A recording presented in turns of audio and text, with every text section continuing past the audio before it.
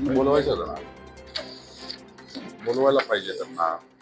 वास्तविक पण आहे की आपल्याकडे उद्या ज्ञानेश्वर माऊलींच्या पालखीचा प्रवेश होणार आहे जिल्ह्यामध्ये.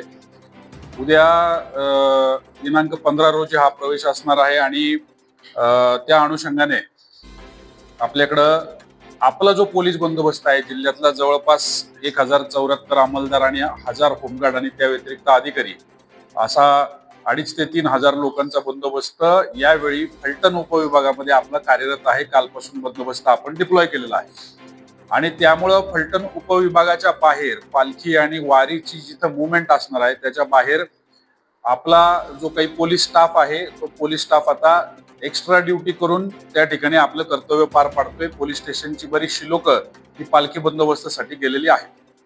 काल साधारणपणे 10:30, 11, 12:30च्या सुमारास साधारण 10 ते 11, 11:30च्या दरम्यान पुसेगाव पोलीस स्टेशनचे इन्चार्ज जे आहेत त्यांना गोपनीय माहिती मिळाली. स्थानिक नागरिकांमध्ये त्यांचा जो संपर्क आहे, त्यांच्याशी जो संवाद आहे, त्यातून त्यांना एक माहिती अशी मिळाली की वर्धनगड या ठिकाणी हायवेवरती एक पोलीस नाकाबंदी चालू आहे आणि पोलीस नाकाबंदी चालू असताना तिथं पोलीस कारवाई करतायत आणि वाहनं जी आहेत त्या वाहनांकडून पैसे वसूल केले जात आहेत. त्या कारवाईमध्ये ही माहिती मिळाल्यानंतर अशा प्रकारची कुठली नाकाबंदी त्या ठिकाणी आपल्या पोलिसांनी लावलेली नव्हती. निश्चित वारी आणि पालखीच्या अनुषंगाने जिल्ह्यामध्ये विविध भागामध्ये आपण वेगवेगळ्या पद्धतीच्या कारवाई करतोय, ज्याच्यामध्ये विशेषतः लॉजेस चेकिंग, नाकाबंदी, रात्रीचे जे फिरस्ते असतात जे संशयास्पद दिसून येतात त्यांना चाचपडण्याचं, त्यांना व्यवस्थित व्हेरीफाय करण्याचं कामकाज चालू आहे, ज्याच्यामधून 122, 109च्या कारवाई आपण करत आहोत. परंतु या पद्धतीची नाकाबंदी आमच्याकडून म्हणजे सातारा पोलीसकडून लागली नसल्याचं माहीत असल्याने तात्काळ API महोदय, इन्चार्ज महोदय जे आहेत ते त्या ठिकाणी पोहोचले असता त्यातील काही जणांनी पळून जायचा प्रयत्न केला. आपल्याला जर सांगायचं झालं तर अगदी पोलीस ज्या पद्धतीचा पेहराव करतात, खाली खाकी पॅन्ट, काळ्या रंगाचे शूज, त्याच्यातला एकाने अधिकाऱ्याचा जसा वेशभूषा असते त्या पद्धतीची खाकी पॅन्ट, त्याचबरोबर ब्राऊन कलरचे शूज आणि वरती जर्किन घातलेले, जेणेकरून खरोखर पोलीस ड्युटीवरती अविरत परिश्रम करत त्या ठिकाणी उभे आहेत अशा पद्धतीचा पेहराव. सांगली पोलिसांची वापरलेली एक पोलीस कॅप, जी आता नवीन आलेली गोल्फ कॅपचा जी प्रकारातली कॅप आहे, तर त्या पद्धतीची कॅप अशा वापरामध्ये, अशा वेशभूषेमध्ये ते सगळे तोतये पोलीस जे आहेत ते त्या ठिकाणी उभे असल्याचे दिसले. त्यातल्या 4 जणांना ताबडतोब तिथंच ताब्यात घेण्यात आपल्या लोकांना यश आलं, पुसेगाव पोलीस टीमला यश आलं. त्यानंतरच्या काही कालावधीमध्ये त्यांची विचारपूस करण्यात आली आणि त्या विचारपुसा अंती, त्या इंट्रोगेशनच्या अंती असं लक्षात आलं की जिल्ह्यातला पोलीस हा बंदोबस्तासाठी वारीमध्ये त्या ठिकाणी व्यस्त आहे आणि मग त्यावेळी अचानक असं दुसरीकडून या ठिकाणी यायचं. 2 गाड्या सुद्धा त्यांच्या आपण तिथं जप्त केल्या, त्याच्यापैकी एक गाडी ही टाटा स्टॉर्म आहे आणि तिथं येऊन अचानक नाकाबंदी लावायची आणि भाविक वारकरी, विशेषतः जे स्थानिक नाही आहेत अशा वाहनांची जास्त वाहतूक ज्यावेळी तयार होते, चालू होते, जे पालखीच्या दिशेने जात असतात त्यांना अडवायचा आणि त्यांच्याकडून पैसे वसूल करायचा प्रयत्न करायचा, अशा पद्धतीने तिथं या लोकांनी एक रॅकेट काही काळ आधी सुरू केलेलं होतं. या सगळ्या चौकशी अंती इतर लोकांची सुद्धा नावं त्याच्यामध्ये निष्पन्न करण्यात आली. त्या उर्वरित 3 जणांना सुद्धा ताब्यात घेण्यात आलं. त्याच्यामध्ये काही तोतया महिला सुद्धा आहेत आणि प्रामुख्याने असं दिसून येते की हे सगळे सांगलीचे राहणार आहेत आणि त्याच्यामुळं अगदी नवल आहे या गोष्टीचं की सांगलीतून आपल्या जिल्ह्यात यायचं, विशेषतः पालखीच्या वेळी यायचं. पालखीच्या वेळी आपल्या सगळ्यांना कल्पना आहे की भाविक असतात, बाहेर गावावरनं, बाहेर राज्यातून, बाहेर जिल्ह्यातून येतात. त्यांना कल्पना नसते की इथं कुठले पोलीस आहेत, कोणाची हद्द आहे, इथं नाकाबंदी कधी असते का, आणि अशा वेळी येऊन अशा ठिकाणी नाकाबंदी लावायची की जिथं अशा भोळ्या बाबड्यांना लुटता येऊ शकेल आणि मग त्यांच्याकडून पैसे उकळायचे, अशा पद्धतीची कारवाई त्या ठिकाणी चालू होती. आणि त्याच्यामुळं या सगळ्यांवरती भारतीय न्याय संहितेच्या कलमांखाली गुन्हा दाखल करण्यात आलेला आहे.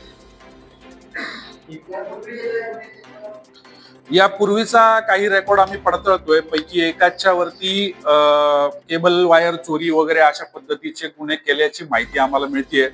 इतर लोकांची सुद्धा रेकॉर्ड तपासण्याचं काम चालू आहे. चौकशी अंती तपासल्यानंतर यांच्यावर अधिक काही कलम लागू शकतात का, कारण तशी शक्यता सुद्धा आहे.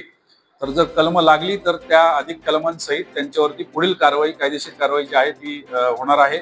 सद्यस्थितीमध्ये त्यांना पोलीस कस्टडी रिमांडसाठी न्यायालयामध्ये नेण्यात आलं होतं.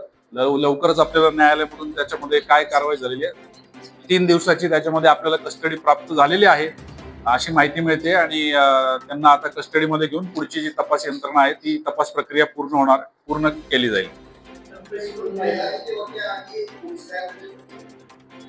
पाडन यामध्ये 3 महिला आणि पोलीस व्हॅन, अशी कुठली पोलीस व्हॅन नव्हती, परंतु टाटा स्टॉर्म गाडी आणि अजून एक हॅचबॅक प्रकारातली गाडी ते त्या ठिकाणी वापरत असताना दिसून आलेलं आहे. तर त्यामध्ये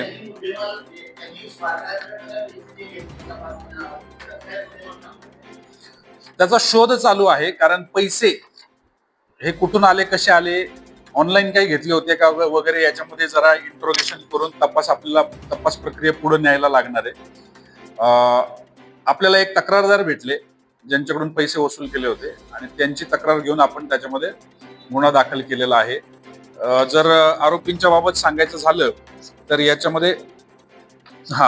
त्याच्यामध्ये विकास शिंदे हे राहणार वाळवा सांगली, त्यानंतर वैभव पवार राहणार मिरज सांगली, त्यानंतर राहुल पाटील हे सुद्धा राहणार मिरज सांगली, केतन महाजन शामरावनगर मिरज सांगली, प्रियंका नाईक या राहणार शिरोळ या कोल्हापूरच्या आहेत, त्यानंतर प्रियंका भोरे ही आरोपी जी आहे ही मिरज सांगलीची आहे, तसेच अरुणा आवळे ही महिला आरोपी सुद्धा मिरज तालुका सांगली जिल्हा सांगली या ठिकाणची आहे.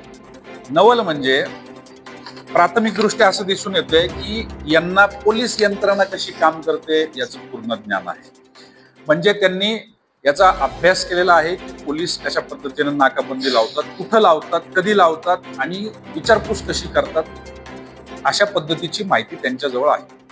3 महिला सुद्धा याच्यामध्ये आहेत आणि अशी सुद्धा एक माहिती पुढे येते की बाउन्सरचं सुद्धा कदाचित काम त्यांच्या जिल्ह्याच्या ठिकाणी करतात. त्यांनी हा सगळा अभ्यास करून आपल्या जिल्ह्यामध्ये अशी कुठल्याही ठिकाणी नाकाबंदी न लावता कोतेगरी करण्यासाठी यांच्या स्वतःच्या ठिकाणापासून शेकडो किलोमीटर दूर या ठिकाणी येऊन ती नाकाबंदी लावली आणि मग भाविकांकडून अशा पद्धतीने पैसे उकळायचं काम ते करत होते. त्यामुळं पुसेगाव पोलिसांनी त्यांना जशी माहिती प्राप्त झाली त्या माहितीच्या आधारे त्यांचं जे काही नेटवर्क होतं, सुदैवाने त्या सगळ्या नेटवर्कच्या आधारे त्यांना हा प्रकार जो आहे हा उघडकीस आणता आला. आणि आपल्याला एक महत्वाची बाब किंवा महत्वाची गोष्ट, अन्यायकारक गोष्ट जी आहे ती उघड करता आली. आणि पुढच्या भविष्यामध्ये येणारे अजून 3-4 दिवस 5 दिवस ही टोळी कुठं काय काय जाऊन करू शकली असती याचं आपण न बोललेलंच बरं. तर त्या सगळ्या गोष्टी ज्या आहेत त्या दुर्दैवी गोष्टी आपल्याला टाळता आल्या आणि त्याच्यामुळं वरिष्ठ अधिकारी म्हणून आम्ही त्या सगळ्यांचं निश्चितच ते सगळेजण कौतुक पात्र आहोत आणि त्याच्यामुळे त्यांना देखील या कारवाईसाठी शुभेच्छा देतो आहे.